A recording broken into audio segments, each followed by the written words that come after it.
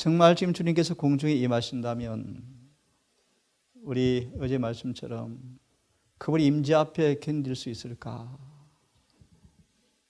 욥기 25장을 보았죠. 우리가 그분을 알면 알수록 두려워 떨게 될 것이다. 하나님이 어떤 분이신지 그제 환인 예배 때 배웠습니다. 나답과 아비후를 어떻게 다루셨는지, 그분이 죄를 어떻게 치료하시는지 소상히 보았죠. 하나님을 두려워하심으로 욥처럼 정말 죄에서 떠나는 경험이 있게 되기를 간절히 바랍니다. 왜냐하면 하나님은 죄가 발견되는 곳마다 소멸시키는 불이심이라고 보았습니다. 갈멜산에서, 다베라에서, 나답과 아비후에서, 고라, 다단, 아비람 사건의 125인의 멸망 사건에서 십자가 위에서 우리는 소멸시키는 불을 보았습니다. 로마 3장 31절 주석의 말씀처럼 모든 사람을 사랑으로 하늘을 초청하고 있지만 자비의 쌍둥이 자매가 문 입구에 있어서 우리에게 품성의 변화를 요구하죠.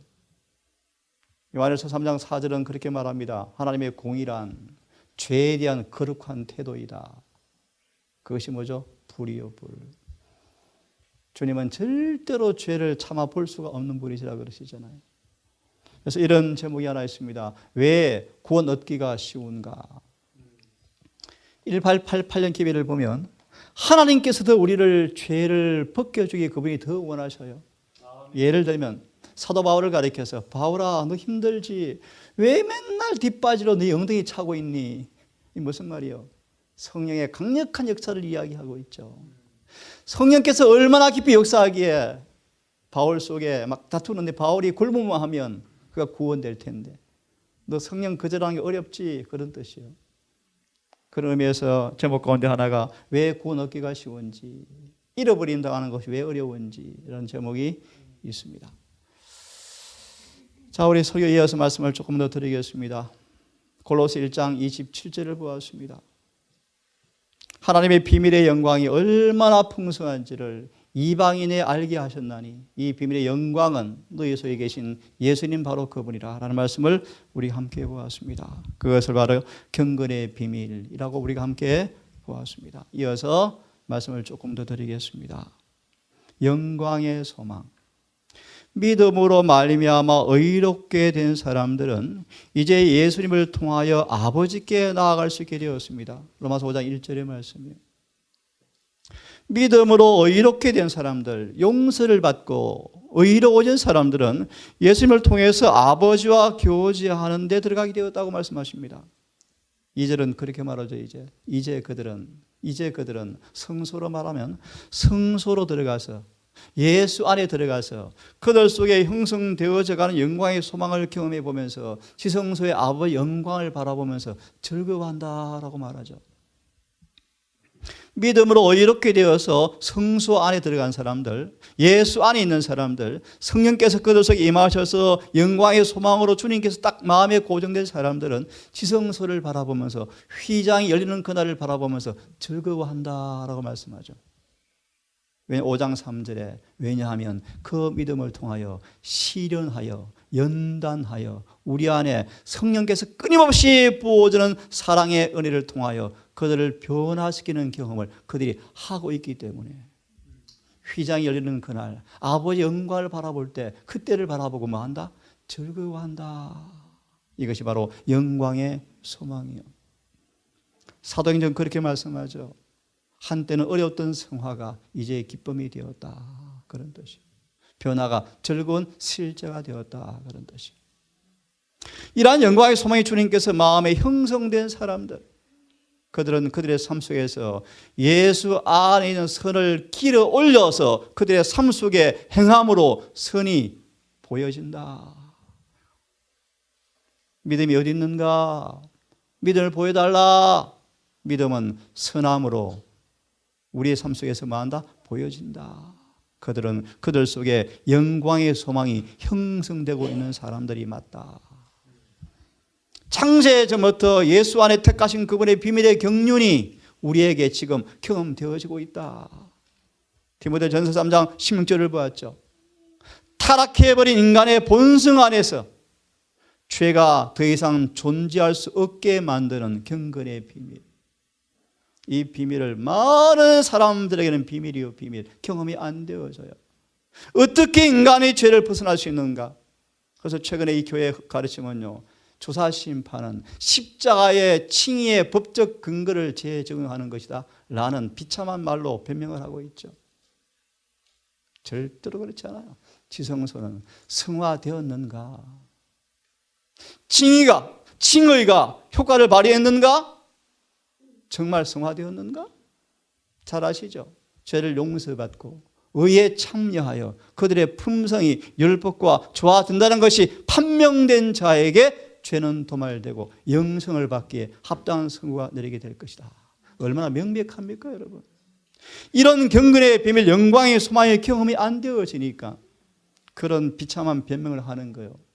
조다 심판 염려하지 마십시오. 누가 두려워합니까? 이미 십자가 이뤄놓으신 칭의의 법적 근거를 다시 한번 확인해 주는 것입니다. 절대로 그렇지 않습니다. 이제 칭의를 받았으면 믿음으로 행함을 보였느냐? 회개합단 열매를 맺혔느냐? 율법과 조화되었느냐?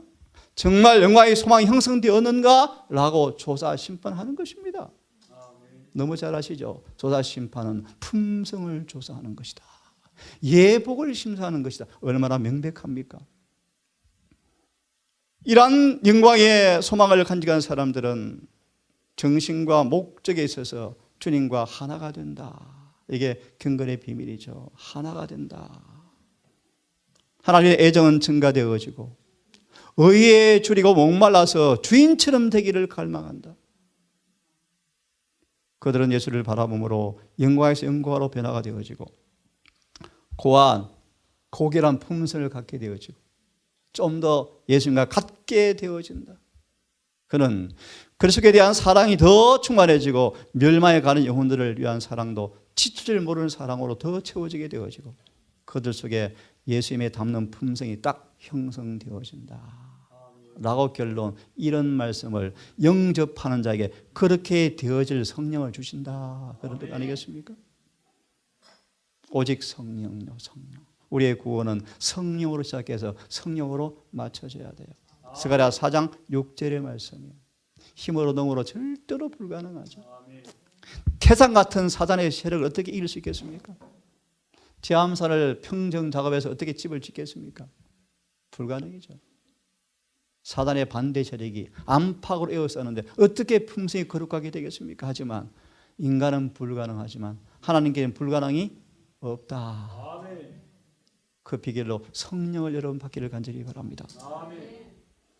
주를 향하여 주님께서 오실 때 얼굴과 얼굴을 대볼 소망을 가진 사람마다 예수 얼굴을 아직 보지 못했지만 욥처럼 그날 그가 나를 보기를 외인처럼 하지 않겠다. 그 말씀 여러분 아십니까? 예수의 음성은 익숙한 음성이었고 그의 얼굴은 낯익은 얼굴이었다. 우리는 이미 말씀을 통해서 그분을 다 보고 배웠고 느낀 사람들이 될 거예요. 그래서 그때 주님께서 우리를 바라볼 때 낯선 분 아니네. 보았던 분이네. 그런 친밀한 경험이 이 한 해 동안 충만히 경험되어지기를 간절히 바랍니다. 얼굴과 얼굴을 대합을 소망을 간 사람마다 그의 깨끗하신 같이 자기를 깨끗하게 하느니라. 좀 더 덧붙이면 자기를 깨끗게 하시는 성령께 날마다 씻어달라고 늘 굴복한다. 그런 말 아니겠습니까? 하나님께서 하나님으로서 정결함을 가진 것처럼 인간도 인간으로서 정결함을 가져야 한다. 이 부분을 오해하지 말기를 바랍니다. 이것은 인성으로 오신 예수님의 삶의 모본대로 되라 그런 뜻입니다. 인간의 수준에서 인간의 조건을 취하시고 인간 수준에서 완전하신 그분처럼 가져야 한다 그런 뜻입니다.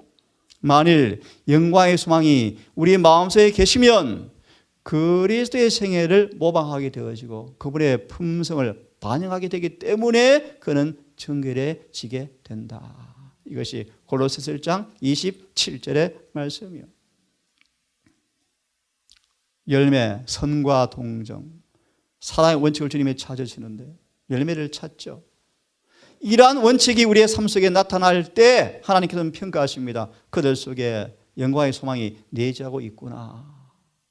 고 13장 5절을 보았죠. 믿음이 있냐? 너 아빠 엄마 떠나 살 준비가 되었니? 굶어 죽으려고 바짝 말라 죽으려고? 나를 떠나서는 절대로 살 수 없어. 그러면 내가 있니 너희 안에? 라고 어떻게 평가하신다고? 그의 삶 속에 예수의 의가 나타나는 사람들은 예수가 내자고 있구나 라고 평가받는 거예요. 알았어요?